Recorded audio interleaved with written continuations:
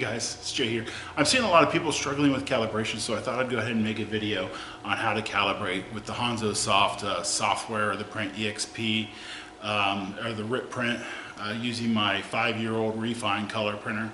The software looks a little bit different between manufacturers and between manufacturing dates and software versions, but they're all about the same and similar. So we're going to walk through this one. We're specifically going to be looking at the bidirectional calibration, which is if we're printing bidirectional, so we have the print head goes to the left and then back to the right. So as it goes to the left, it prints to the left. When it comes to the right, it prints to the right. We need those two to land on top of each other. If we can't get those to land on top of each other, I have a way to turn around, just turn around so you can perform and get perfect prints without having that calibrated until you can get a hold of me, my staff, or one of the refined color technicians to help you get that calibrated. All right, so let's get started. Now, it doesn't matter what order you're in the calibration, what order your print heads are in. H1 or head 1's always CMYK, H2 is always white, and H3 is always varnish in your calibration. It contradicts itself a little bit because I know if we go to flush the system or load the system, you go by order of what's in front at 1, 2, and 3. So bear that in mind. So since I'm working with my white head, I'm going to use white paper. So this works also with the roller rolls. You're just going to have to print directly on your film. Sorry. So I'm going to use white paper and I'm going to put it on my bed. And since it's paper, as the bed moves back and forth, even if you have a vacuum system, I suggest just taping this down with some masking tape. Oh, and you're going to want to have the piece of paper at your 0 point on your printer, your zeromost point.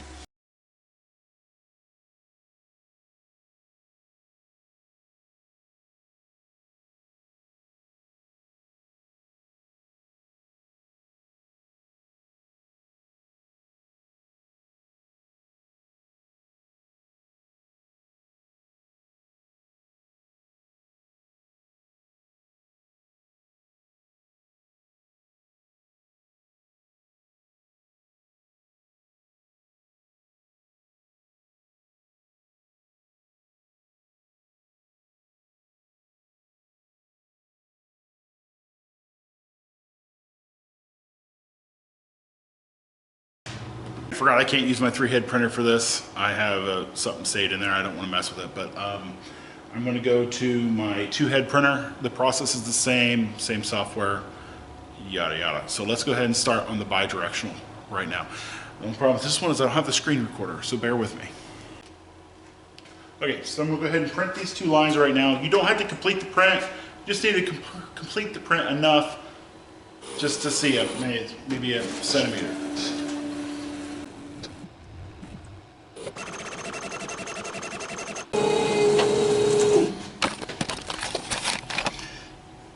Okay, you see I have 2 lines here, and I have 2 lines here. This is greatly exaggerated. We were only supposed to have 1 line here, 1 line here. So what's happening is this is coming through printing.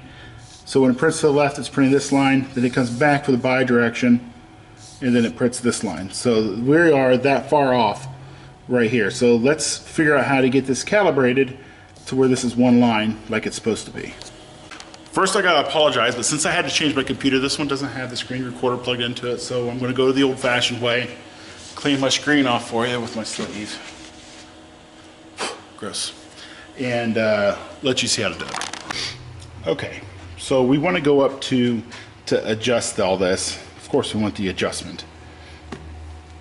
And we are looking specifically at the bidirect adjust and then the bidirect value. Right now this is 140 pixels.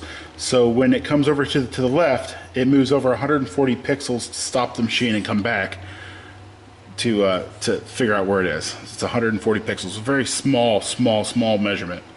So when we're adjusting this, make sure you're using your print speed. So I print on high, 720 DPI. So if you have a 2-head machine, it'd be 720. A 3-head machine might be 360. But 2-head and 1-head machines would be 220. So print speed high. If you don't know what you're printing on, go to your settings and your common setting print speed is high. So we can actually change this here to low, medium, or low. But why would we want to print super slow when you get good results on high? So at high, I know I'm adjusting high. We can adjust them all. So if you actually come in here, you'll see low. It's got no compensation. Middle, barely any compensation. And high is lots of compensation. So what we want to do now is go ahead and load. What this is doing is getting all the parameters from your motherboard to make sure they are correct on your computer. So it is correct, 140 pixels. And we need to start adding to this number or subtracting from this number. You need to remember this number, because if you throw something off, you can resort back to your original number and know what it was. So I suggest taking a picture of the screen. I'm recording it. So here's a picture of the screen, so you remember your number, whatever it is. So let's start adding and subtracting. You're going to need to take big jumps at first. So let's go 160 pixels. So don't click print adjust. It's better to use what we laid out and click save. Now we're saving to the motherboard the 160 adjustment. So now we need to print this by going back to our print, and we're going to print the same calibration, the 2 lines here that we have, which are only 1 pixel wide, by the way. The 2 lines here that we have, and we're going to print this right now. So I suggest getting out some more masking tape, putting over top of what you just printed, so you know what the heck you're printing on. Again, pause it and then cancel your print. It only needs to be about 1 centimeter long. You can make your lines shorter. I just kind of whipped them up on Printexp or riprint, whatever it is. All right, so let's take a look at the results. I know they're going to be bad. And then here's your results here.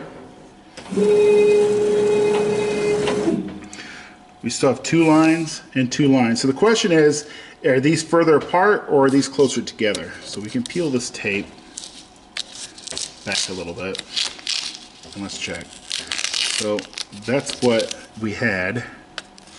That's what we have now. So we can measure those to find out which one, if we got bigger or larger, but I can tell that they're a little bit bigger. Yeah, so we went the wrong way.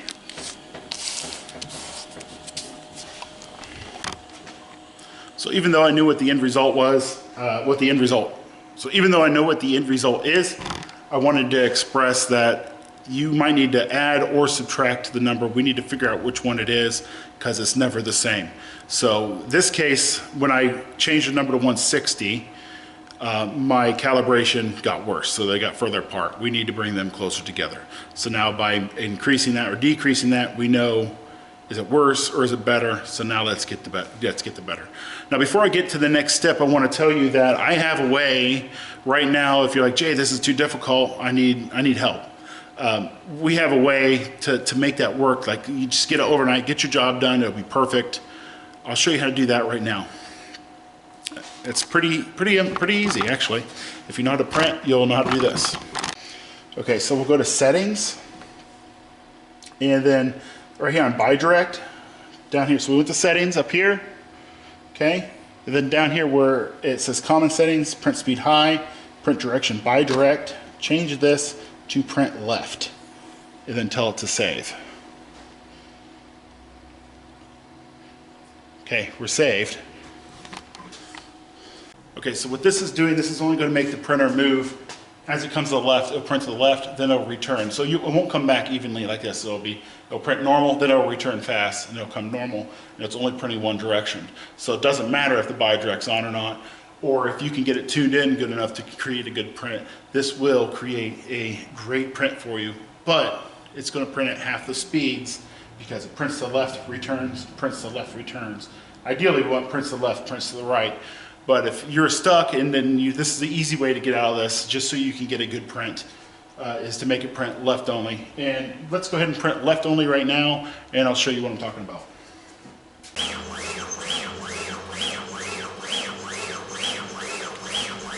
Okay, so you hear normal speed this way and then fast back. So it kind of sounds different than it does. That's because we're only printing left, return fast, back, return fast. Okay, so let's pause this. Okay, we're good. Okay, so this is with my bidirection off. I haven't fixed it yet with the 160 where it was way off. Let's take a look at this and you'll see what I'm talking about. Okay, so this line is actually lined up. It's perfectly straight. The line that we're kind of seeing there is from our last print. Don't worry about that. But you see we have one line here, one line here. Ultimately, this is what we want, is lines that look like this when we're done with the bidirect. But if it's too complex, this is the easy way out. Get a perfect print every time.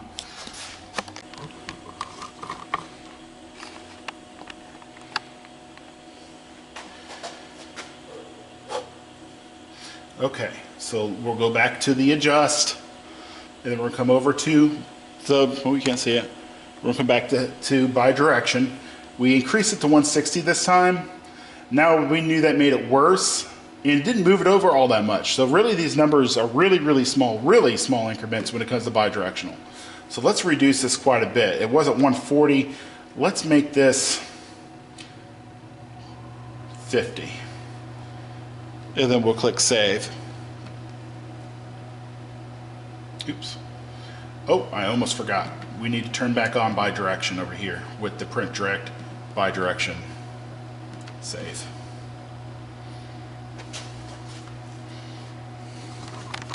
Let's take a look. It's not perfect. So our line here, and we're printing out in here. So you see how much closer they are together? Before they were almost a whole centimeter apart. Now we're only a couple millimeters apart right there. So let's fine tune this in and bring it in even better. Okay, adjust, bidirectional. Now we're much closer, so I'm going to do this about 30. And then we'll save.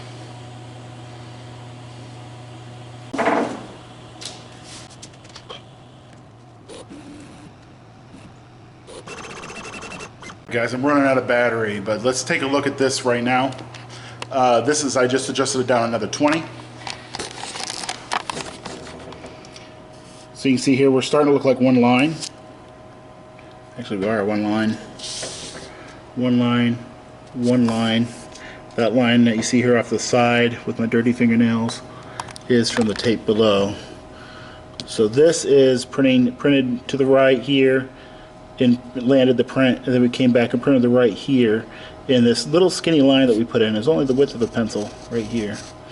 The only way to get this any better now is to use a magnifying glass, and you can start adjusting by 1 pixel. You can adjust by 1/2 pixel, 1/4 pixel, 1/10 of a pixel, 0.02 pixels, and you get that to land dead center.